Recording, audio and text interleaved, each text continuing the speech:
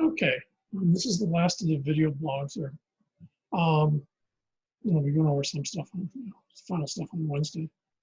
So when you're looking at the North American region, um, as I mentioned last time, Canada and the United States don't have anywhere near the same sort of settlement history as Mexico.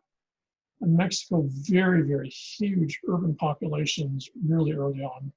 When the Spanish move in and their conquest of Mexico, when they first hit Tenochtitlan, which was the Azteca capital, where Mexico City is now, they're shocked to see a city that's larger than any city in Spain. In fact, Tenochtitlan was probably larger than any city in all of Europe. The only cities would have been larger would have been, say, in China and such. So the Europeans in the Mexican region are moving into an area that has a ton of people in it. So they're, and in fact, right down till maybe 50, 100 years ago, they're not really changing the population base per se. They're not changing the production systems. They're adding new stuff to it, but they're sort of tweaking something that's already there. Now, of course, that makes the near genocide they do with the Indian populations in a lot of the Americas, including Mexico, even more terrifying. They're just sort of grotesque. When you think of the huge population base, they just sort of burn through like a torch. When you get further north, when you get to the United States and Canada, you don't have that. And this goes back to this again, history. And history occurs in two ways. If you think of most of the rest of the world we've seen, history is how you view other people because of your shared interaction with them. The dislike that a lot of Europeans are starting to really pick up on towards Germany, especially with COVID-19. I mean, Italy's basically said, as far as they're concerned, the EU's done. Because the Germans are playing some weird game where they're trying to not provide financial assistance to other parts of the EU that they're supposed to. We're trying to give them these really high interest loans, relatively speaking. And it's sort of like, on one hand, we want Germans are very big on the EU, but on the other hand, it's like they only want the EU when it's to their advantage. And so what you find is a fair number of countries, especially in the South, Spain, Italy, etc., are more and more starting to think that maybe the British weren't that wrong to just get the hell out. So right now, COVID-19 might be the last crisis the EU faces in the EU, because there might not be, it might just disintegrate into pieces. To what it would look like, I don't know. But then again, that's shared history. That's the Roman Empire. That's the Renaissance. That's World War I and World War II. I mean, there's just this huge package over thousands of years in many cases of these folks interacting with each other. China and Tibet, another case in point, they've been after each other's throats for at least the last 1,500 years off and on. For short periods of time, Tibet actually controlled China, which is sort of mind-blowing when you consider the relative populations. When China invades Tibet in the 1950s, that's just the most recent chapter, episode, whatever you want to call it, just like of a TV show. But it requires all the other episodes to understand why it made sense. When you get to the United States, Canada, that's not the case. For all intents and purposes, sad to say, the Native American population in North America, north of Mexico, just sort of isn't even part of the equation. There's sort of the speed bump that your settlers have to deal with when they first arrive in the area. But the British and the French and all your other folks that settle on this eastern seaboard region through here, their ability to dominate the Native American populations through military force, through disease, through economic interactions, is by 1650, 1700 isn't even challenged anymore to all intents and purposes. Of the wars that, for example, the U.S. fights against the Indians in the Plains region, there's no way the Indians were going to win that. And the same happens with the conflicts you get in Canada in the early 1700s between the British/French on one hand and Native American groups on the other. That only had one outcome that was going to happen. You might argue win, but the if was never an issue. And so what you have is you have populations now. In Canada's case, it's a little bit different because this area here is still pretty much off the charts. Nova Scotia and Newfoundland are areas that most Canadians have never gone to. So Canada's hub is right here. basically driven by the Great Lakes and the fact that this is your most attractive climatic zone for sort of European style settlement. And so what you have is at the same time this is growing, what you have is this growing down here, if you remember your American history from high school or whatever. And so what happens is the 13 colonies, either in the United States by 1783 and in the Republic of Canada, or whatever it was called under the British up here, are basically moving westward in both cases. And they're moving to, in what in many cases, as far as they saw it, was an untouched, unused area.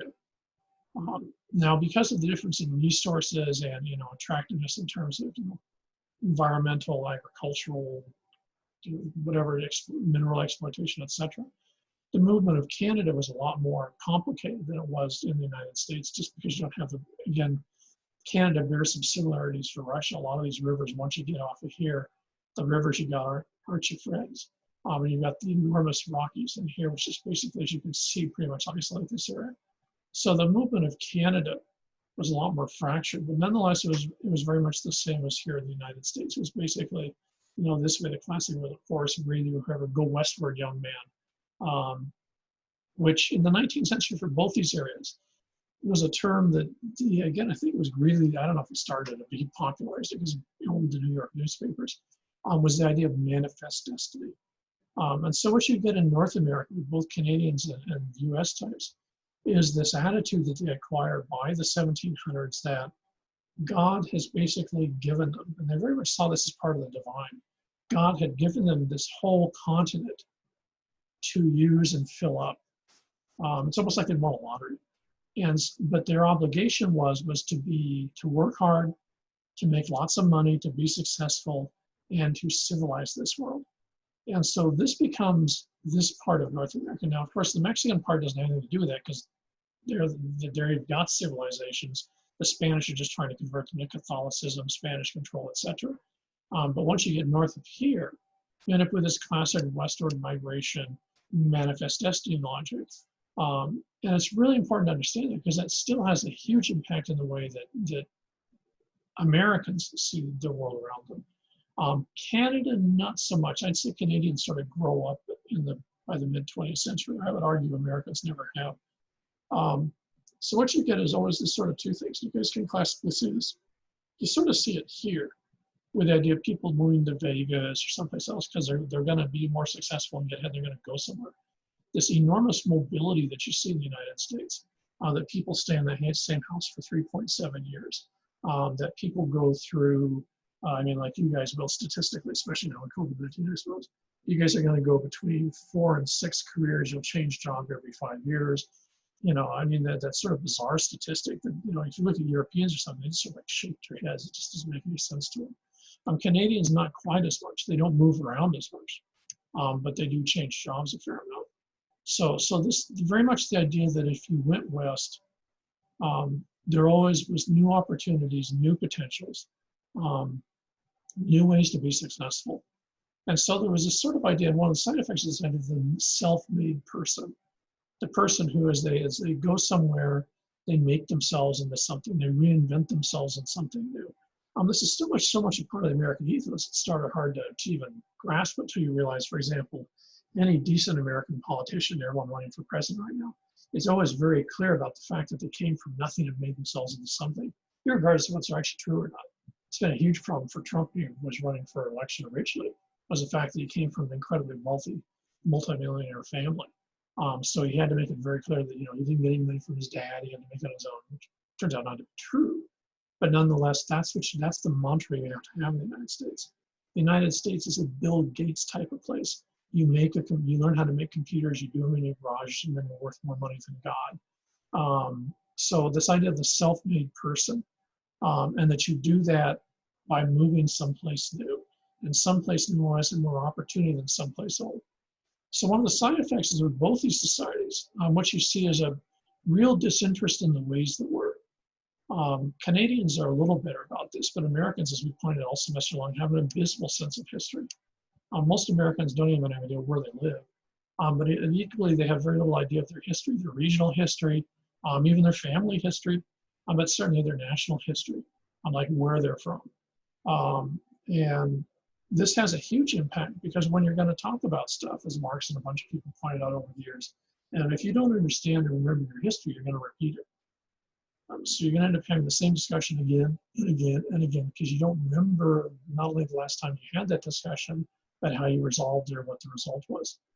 So it's just like watching people arguing while they're going around a merry-go-round or something like that. You just wait long enough, all these come right back all over again. And you see this chilling in the United States in a number of issues. But one of the other side effects is in the United States, it becomes very hard to deal with things like environmental issues. Because if you're in Europe, we'll take the Brits or the Irish as an example.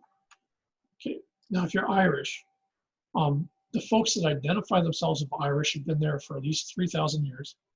If you're in the western areas like Galway and places like that, they still speak Celtic language. It's a variant form of what was spoken a couple of thousand years ago. They still have a really pissed off attitude towards these guys over here because the English invade Ireland and take it over in the, I don't know, I think they started fighting each other in the 1400s, but anyways, by Cromwell's time, 1500s, the British would conquer Ireland and then basically make the Irish into sort of semi-indentured servants or whatever you want to call it. So these guys have a long history of not getting along or relationships. These guys have a huge history of who they are. It's different than these guys' history, which is equally competent who they are. So they both are embedded in their history. If you're Irish in the 21st century, you see that in the context of who you are, who you were, the markers that make you what you are, and everyone's really clear about those stuff.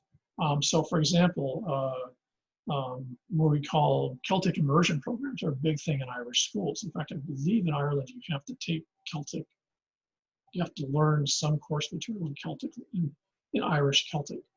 And that's important to them because that's part of who they were. Now, this comes no surprise to us here in Hawaii. This is your Hawaiian language immersion program. But if you think about it, you don't have that here. Now you have the Quebecois here who are talking French, but that's an entirely different complicated thing that doesn't really have to do, when we're going over that whole thing at Quebec, if you watch the videos, it's really hard to figure out if the Quebecois are talking history or if they're just talking, I'm trying to be honest, I don't think they really know what they're talking about. They have a sense of who they are. They just don't want to be the rest of Canadians. But in the United States, what you find is there's very little sense of that. If you ask Americans what makes them what they are, you're not going to get a lot of consensus about it. It's not going to be like asking the Irish or the British or the Scottish, who are you? You're going to get really clear answers. They might disagree on parts of it, but they're all going to agree on what it is they're talking about.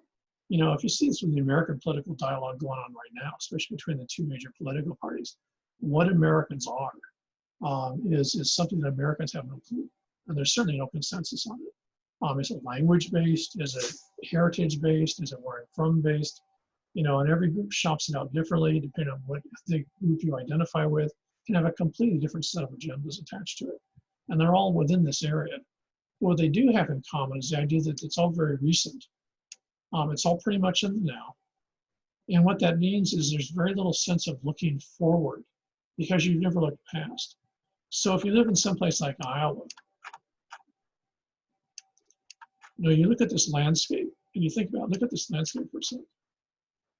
Now that line of grids isn't something that Google put on there. That line of grids is how this landscape is broken up. When Euro-Americans moved into Iowa, what they did is they broke this up into little parcels. Notice how they're all the same size.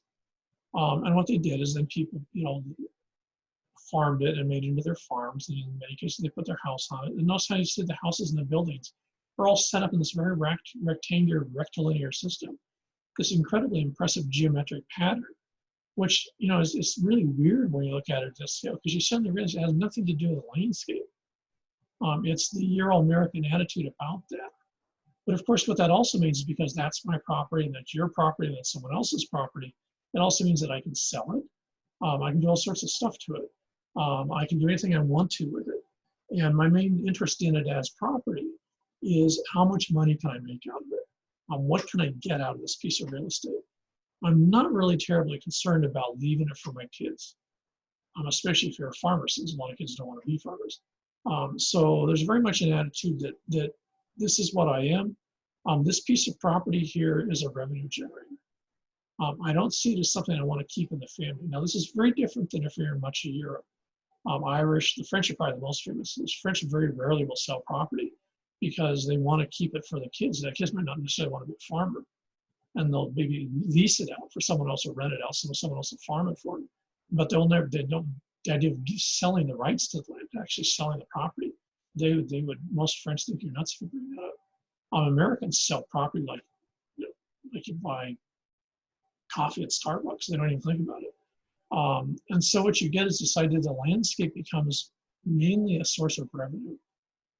Now, what that means if suddenly, you know, you're down here and someone says, hey, you know, we want to drill for, you know, for oil on your property, and we're going to be using gas injection systems, fracking. So, you know, when we're done, you're not going to be able to use this for farming because it's going to be totally shot. But you're going to make a lot of money off of it while we lease the land from you. So for 5 years, they basically write a contract. For 5 years, they'll give you X amount of money. At the end of 5 years, they're going to leave. Now, the property is going to be pretty much blown out. So there's not going to be much you're going to do. So you aren't going to have a farm here anymore. But you will have made a ton of money off of the 5 years. And sad to say, most Americans aren't going to lose any sleep about the fact that this land is now gone. They're mainly interested in the fact that they're going to make a lot of money for 5 years. This isn't unique to the United States, but it's very much an Americanism type perception of it. You classically see this. Let me put this earlier. I'm supposed to make sure this is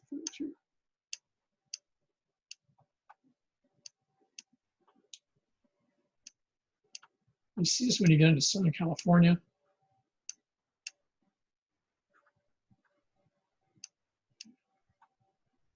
This area here that's all dead, originally was some of the most productive farmland in the United States. In fact, some of the more productive farmland in the world.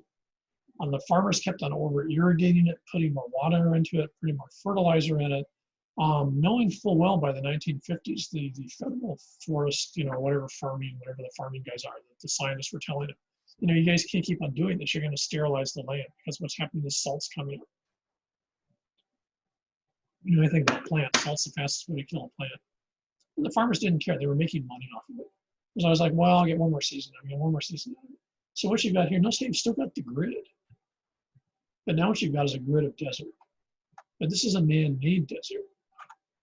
This Mother Nature didn't do this. We did that. Individual farmers trying to make more money before the land died on them made this. So we basically murdered this land. It's going to be hundreds of years before this ever comes back and anything grows here except for a few bushes. And you can see it. And that place is shot. So what you do is those same farmers that own that are now doing that here. So once this property went bad, they moved to properties around it and they're doing the same thing. This area is constantly expanding. We're making our own desert in Southern California because people are so interested in making money. You can see it right here.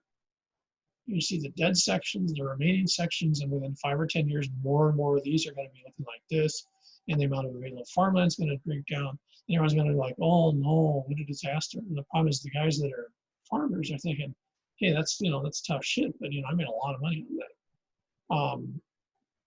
So if you look at this blotchy landscape is sort of terrifying when you realize these people aren't stupid.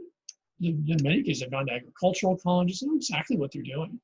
But the idea that you're going to maximize the amount of money you make out of a piece of property, and if at the end of it it's tanked, that's a very American attitude. You have to remember that goes back to the idea that if I'm the farmer and I own this, and I've made a fair amount of money on it, when this is gone, I do one of two things. Either I use the money I made off this and go buy some farmland over here, or I decide, oh, screw this, I'm not farming. I'm going to go down and I'll move into a town and I'll start a business. So at that point, I don't care what happened to that farm, because I made my money out of it. I've got a new life here. And the fact that there's a piece of property that no one's ever going to be able to use for the next 500 or 600 years, so what? And my kids might not even know. They might, Dad was originally a farmer for a while, but then the land went bad. But they're not going to really think about, nor do they particularly care why the land went bad, because Dad intentionally killed it, basically, to maximize his profit. So when you're looking at this type of decision making, this is very much American decision making. And within that context, then, this is why Americans have so much trouble when you talk about environmental issues. Because as Suzuki pointed out, the first thing we want to ask you is, okay, what type of money are we talking here? What are we going to get out of it? What's in it for us? Because there's always been this perception in the United States that there was always another piece of property somewhere else you could move to. Now, of course, that was fine if it's like 1850 or 1780 or even the 1870s. Yeah, you can move into the Oklahoma Territory or something like that, and you can take a piece of property that no one's ever farmed before. But by the early 20th century, every place is filled up, and the problem you get into is the mindset we've got was a mindset that sort of made sense 100, 150 years ago, but it's a totally dysfunctional mindset today. Its closest parallel would be if you live in a house. We'll say you're Szechuan Shamron bred, and you move into a 2-bedroom house. You're there by yourself. So what you do is every couple of weeks, you live in one room, and you basically just eat your meals there. You wear clothes there. You do whatever you're going to do there, but you never clean up after yourself. Never wash your clothes. So every week you move into another room, leaving the mess from the week before in the other room. Now, not surprisingly, pretty quickly you're going to run out of house. But as long as you always have another room, your mental attitude is, well, yeah, the other rooms are a mess, but I've got this room I haven't used. It's totally empty, so I'll just move into that one. That's sort of the American attitude towards the land. The land is a disposable commodity. It's a financial commodity, and it's a financial commodity based on the individual. Individual land rights, individual rights to do what you want to with a piece of property, even if it's environmentally responsible. A very typical American way of looking at stuff. It has huge consequences to how we see the world. So on that note.